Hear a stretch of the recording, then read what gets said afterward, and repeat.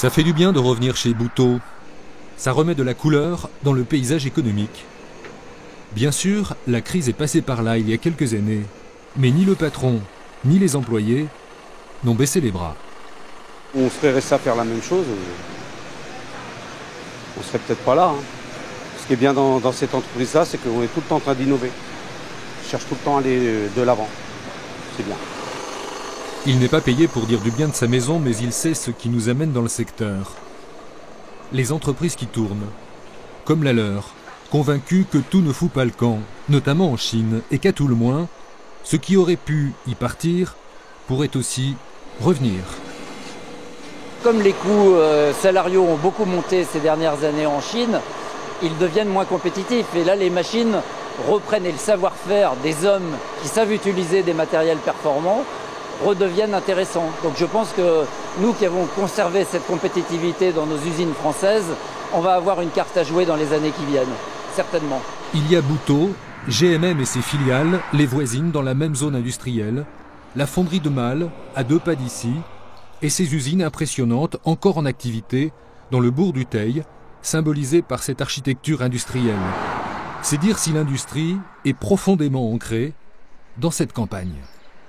C'est vrai qu'il y a l'usine à papier Abadi qui était là avant 1900 et que nous sommes les héritiers de ces industriels et de ce bassin d'emploi. C'est eux qui l'ont démarré et nous, on a su, je pense, des générations après génération, le faire perdurer. Parce qu'une fois de plus, c'est une affaire d'hommes, il y a eu des savoir-faire. Quand l'usine Abadi s'est arrêtée, il y a des hommes qui sont venus chez nous. Nous, on a bénéficié de ces gens qui savaient manipuler le papier et ça nous a bien servi dans notre développement, par exemple. Et là, tu te rappelles de ce que c'était ce bâtiment là? Là, c'était l'infirmerie. Et la crèche?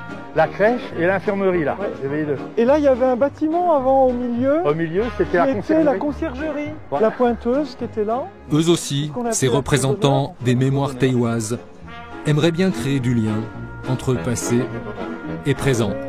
Pour poser les camions. Quand j'étais enfant, je me souviens. J'entendais souvent ma grand-mère à l'entrée. Comme ils sont aussi élus de la commune, ils font ce qu'ils peuvent pour essayer de sauver leur chef-d'œuvre en péril. C'est un bel édifice quand même, c'est magnifique. Ouais, c'est quand même un beau bâtiment, tout à fait mort. Ils désespèrent un peu, mais rêvent toujours. J'y crois toujours un peu. Quand on regarde toutes les villes aux alentours, que ce soit Nogent-le-Rotrou, La Ferté-Bernard, Mortagne, Bélem, ils ont tous quelque chose à aller voir d'un point de vue touristique. Au Teil, on n'a pas de château, mais on a notre usine Abadi qui pourrait très bien faire l'objet d'un tourisme très très important en y mettant peut-être une pépinière d'entreprise, une partie muséographie sur l'industrie du canton, puisqu'il n'y avait pas qu'Abadi, il y avait d'autres industries, et puis pourquoi pas des métiers d'art.